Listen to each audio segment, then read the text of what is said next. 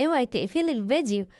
تعالوا معايا بسرعة، هعمل لكم أحلى رز بلبن كريمي زي الحرير ومكسرات تحسسك إنك في أفخم محل حلويات في مصر كلها. النهاردة جايبالكوا أحلى رز بلبن كريمي وناعم وطعمه يجنن، ومعاه مكسرات فخمة زي بتاعة المحلات. لو بتحبي رز بلبن المحلات ركزي معايا، النهاردة هنعمله في البيت بطريقة أحلى وأطعم كمان. اللي هيشوف الرز بلبن ده مش هيقدر يقاوم طعم ولا أروع من كده. حاجة كده تفتح النفس. رز بلبن مظبوط من غير ما يعجن ومن غير ما يهبط ووش، ومكسرات بيفرح القلب. واوعي تشتريه من بره تاني. بعد الوصفة دي هتعملي في البيت أحلى مليون مرة من اللي بيتباع. السلام عليكم ورحمة الله وبركاته. اللهم صل وسلم وبارك على سيدنا محمد وعلى آله وصحبه وسلم. النهاردة هنعمل مع بعضينا أحلى طبق رز بلبن في الدنيا كلها. هيعجبكم وهتشوفوه معايا تشوفوا الفيديو معايا للآخر، هيعجبكم بإذن الله. بس يا ريت نتابع الفيديو للآخر، ما تنسوش تعملوا لي إعجاب ومشاركة لكل أصحابكم وحبايبكم، واللي ما عملش اشتراك يعمل لي اشتراك. نسمي الله ونصلي على الرسول ونبدأ مع بعض فيديو النهاردة. بسم الله. احنا معانا كوباية رز هنعمل بيها الرز بلبن بتاعنا. احنا بقى ما بنسويش الرز بتاعنا في اللبن، لا، هقول لكم دلوقتي الطريقة بتاعتنا الجميلة اللي تخليه كريمي ولونه ابيض وجميل وناعم وزي الفل. دي كوباية رز هنغسلها كويس. بصوا، كوباية واحدة بس رز بتاعنا متنقي ونضيف وزي الفل. نغسلها غسلة كويسة ونشوف هنعمل فيها ايه. هنجيب حلة على النار ونحط كوباية الرز بعد ما غسلناها اهي، ولا نقعتها ولا حاجة، هنحطها على طول كده في الحلة بتاعتنا. أهم حاجة ننزل عليها بكوباية مية دافية، ونقيد بقى عليها النار كده ونسيبها تستوي شوية حلوين. نساوي الرز بتاعنا ده، أهم حاجة الرز يتسلق نص سلقة كده. بصوا أنا بقلبه تقليبة كده. السر هنا بقى إننا بنسلق الرز الأول، نسلقه الأول في مية علشان لما نحط مع اللبن هيخلي اللبن بتاعنا مش لبن بياضه مش ناصع كده، لأ، بيخلي اللبن غامق. بصوا كده، هو الرز بتاعنا استوى نص سوا اهو. أول ما أحس إن هو بدأ يستوي، بصوا شكل الرز عمل ازاي، ما شاء الله، والحباية زادت وزي الفل. شايفين القوام ده؟ شايفين الرز عمل ازاي؟ ده القوام اللي انا عايزاه. هنزل عليه بقى بالسكر بتاعنا، كوباية سكر، واخليها كده تغلي مع الرز غلوة. السكر نضيفه في دلوقتي عشان يشرب من الرز ويخلي الرز بتاعنا طعمه جميل، وبيطري حباية الرز ويخليها حلو. بتيجي تاكلي من الرز بتاعنا كده تلاقي الرزاية مسكرة، مش طعمها عادي، لا، بتبقى بقى شاربة من السكر وجميلة. بص بقى، اول ما بدأ بقى كده، انا هنا غالية 2 كيلو لبن. هنزل بقى عليهم كده، نسمي الله كده وننزل بسم الله. بسم الله، ننزل بقى على الرز بتاعنا بيه. بسم الله ما شاء الله. شايفين الجمال؟ ما شاء الله، اللبن على الرز بصوا جميل ازاي. بصوا بقى لون اللبن ابيض وجميل ازاي. لو كنا بقى سوينا الرز فيه كان زمان الرز بتاعنا دلوقتي لونه مش ابيض البياض ده خالص. نسيبه بقى كده على النار كده، نار هادية، ونسيب الرز بقى يكمل سواه في اللبن. احنا كده سوينا الرز بالمية الأول نص سوا، حطينا السكر شرب منه شوية حلوين، ونسيبه بقى يستوي معاه كده شوية حلوين. وهنا بقى أنا مجهزة 3 معالق نشا، 3 معالق لبن بودر، معلقتين كريم شانتيه. بصوا بقى دول بقى بعد ما الرز بتاعنا يستوي كده شوية ويتقل شوية، هنزل عليهم بالخليط الحلو ده. حطيت كوباية مية وهنزل عليهم بالنشا، 3 معالق النشا بتوعنا، و3 معالق اللبن بودر، و3 معالق الكريمة. ده بقى بيحلي الرز بتاعنا ويديله قوام جميل، والنشا هيتقل الرز سنة. انا ما بحطش نشا كتير، انا بعتمد دايما في الرز بلبن بتاعي على النشا بتاع الرز، بيبقى اجمل بكتير واطعم كمان. بس انا بحط معلقتين 3 بس نشا صغيرين كده، يحاولوا بس يربطوا الرز بلبن شوية معانا. بس بقى نقلبهم كويس طبعا، لان احنا عارفين النشا بتبقى تقيلة كده في قاع الطبق. نقلب فيها كويس وندوب اللبن كده معاها والكريم. بس تنينا نقلبه كويس بقى، قبل ما نيجي نصبه برضه نقلبه تقليبة حلوة.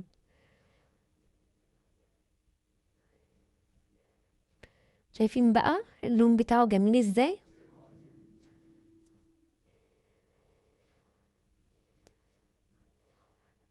نقلب بقى جامد كده عشان ما يكلكعش معانا والنشا يكلكع معانا. نقلبه كويس كده ونرجع بقى للرز بتاعنا نقلبه تقليبة حلوة. بسم الله ما شاء الله. شايفين هو كده كمل سوى الرز بتاعنا مع اللبن وبدأ يتقل شوية. جميل ازاي؟ بدأ بقى يتقل شوية اهو ما شاء الله. اسيبه كده يستوي معاه شوية كمان. انا مهدية النار خالص، اهم حاجة نهدي النار عشان يستوي مع على مهله خالص، واحدة واحدة. بص بقى هرجع له بعد شوية. بصوا الخليط بتاعنا جميل ازاي، الرز بلبن بتاعنا جميل تقل وجميل ازاي، بقى تقيل وزي الفل. بعد ما تقل كده بقى هنزل عليه بقى بالخليط اللي احنا عاملين، معلقتين النشا ومعلقتين اللبن بودرة ومعلقتين كريم شانتيه. ده بقى يطعم ويخلي طعمه جميل.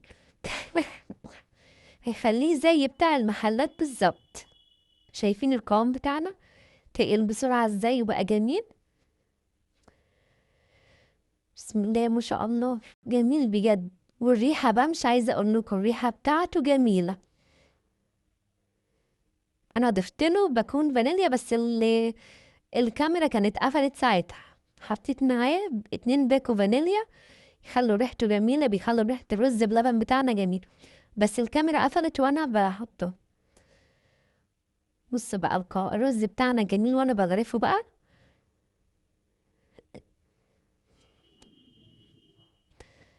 انا مرضتش اغرفه كده غير معاكم برضه، قلت اكمل غرفه معاكم.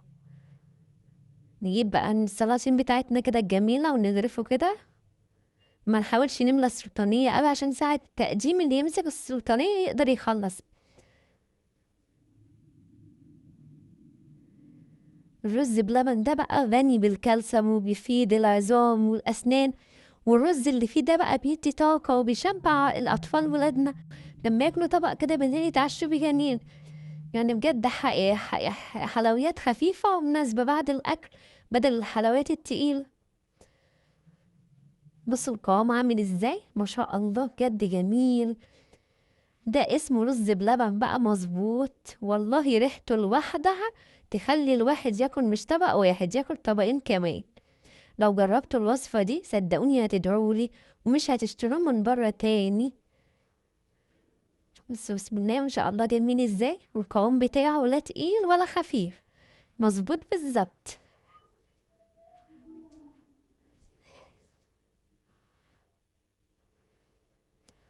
والله واوفر من اللي بيتباع بره في المحلات بمراحل، واللي انا عاملاه بنفس طعم المحلات بالظبط. بص بقى بسم الله ما شاء الله، الكمية بتاعتي عملت لي كام طبق. بسم الله ما شاء الله. هبدأ بقى اجيب المكسرات اللي عندي واحطها. عندي جوزة هند، عندي زبيب، عندي سوداني، احط كل المكسرات بتاعتنا. عاوزة تنعمي السوداني شوية تطحنيه وتحطيه عليه وماشي، عايزة تحطيه مسحح كده برضو جميل ما بيقولش لأ، بأي طريقة بيبقى زي الفل.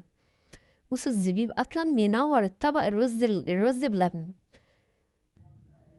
هو الرز بلبن ما ينفعش من غير زبيب وجوز هند وسوداني.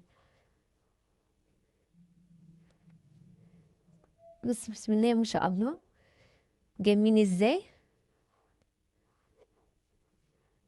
والمكسرات بقى دي بتاعتنا دي مليانة دهون، دهون فيها دهون صحية، بتفيد بقى المخ والتركيز، وبتساعد ولادنا على المذاكرة انه ما يبقوا مركزين شوية، لأنه عمر الولاد ما ياكلوا سوداني كده ولا زبيب ولا جوزة هند.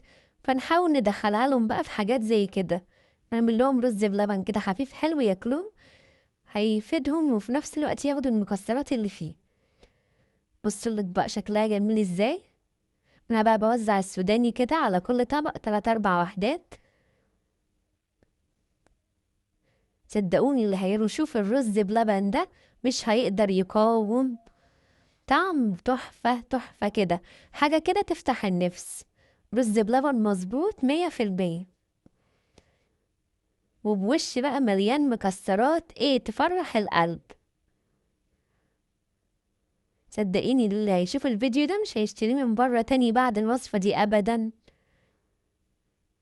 هتعمليه في البيت أحلى مليون مرة من اللي بيتباع بره، وأوفر بقى بكتير. انت هتجيبي 2 كيلو لبن أو كيلو لبن حتى واحد، هتعملي لولادك ما شاء الله كذا طبق، تملي تلاجتك كده بيه وتملي بيتك خير وبركة، وتبقى التلاجة مليانة خير لولادك، يفتحوا التلاجة يلاقوا طبق رز بلبن حلويات حلوة ياكلوها.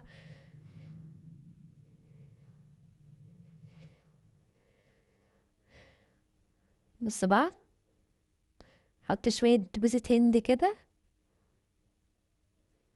شايفين بقى الشكل بسم الله ما شاء الله عامل ازاي؟ شايفين القوام بتاعه الطبق كده، بصوا عامل ازاي. وبصوا الرز بلبن تحت بيتهزم في الطبق، ده دليل على انه ولا تقيل ولا خفيف، ما شاء الله جميل. شايفين القمر بتاعنا، بجد حاجة كده تفتح النفس. انا بقى هدوقه معاكم كده واوريكم القوام بتاعه عامل ازاي بعد ما برد شوية. شايفين ما شاء الله القوام بتاعه جميل ازاي. شايفين مش تخين كده وتقيل، لا طبعا زي المحلات بالظبط. في المحلات ما بيبقاش تخين خالص ولا تقيل، بيبقى قوامه سايل شوية كده. ده بيخلي الأطفال يحبوه من اللي بره، عشان كده والكبار كمان بيحبوا اللي بره لأنه بيبقى سايل شوية. ده بيخليه جميل وطعمه أحلى. شايفين القمر، شايفين الشكل بتاعه جميل ازاي. بصوا سايل ازاي، بجد جميل ويفتح النفس. بألف هنا وشفا لكل اللي ياكل. صدقوني لو جربتوه بنفس الطريقة دي، صدقوني مش هتعملوا غيره بعد كده، وهتعتمدوها عندكم على طول. بص بقى الشكل النهائي بتاعه كده جميل ازاي. بسم الله ما شاء الله، حاجة كده تشرفك لو عندك ضيوف وتقدمي لهم منه، حاجة بجد جميلة وتشرفك. جميل بسم الله ما شاء الله. وبكده بقى نكون خلصنا فيديو النهاردة. أتمنى يكون الفيديو نال إعجابكم. لو عجبكم الفيديو يا ريت ما تنسوش اللايك والشير وتعليقاتكم الجميلة اللي بتفرحني دايما. لو لسه أول مرة تشوفوا قناتي، أتمنى الاشتراك في القناة وتفعيل زر الجرس على الكل عشان يوصلكم كل جديد. استنونا إن شاء الله في وصفات تانية كتيرة سهلة وبسيطة ومميزة. دمتم بخير وبحفظ من الرحمن.